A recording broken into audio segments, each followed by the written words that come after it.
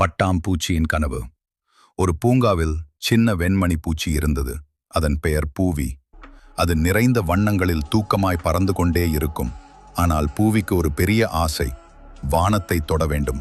தினமும் அது வானத்தை பார்த்து, நானும் ஒரு நாள் வானத்தை தொட்டு வருவேன் என கனவு காணும்.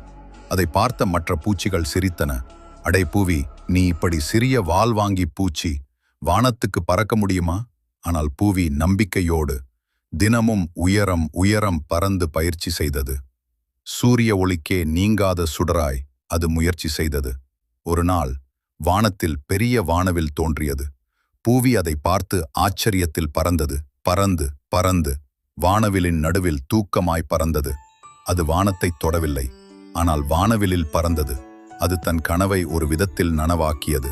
அதை பார்த்த மற்ற பூச்சிகள், பூவி, உன் முயற்சி தான் உன்னை இவ்வளவு உயரத்துக்கு கொண்டு வந்தது என பாராட்டின.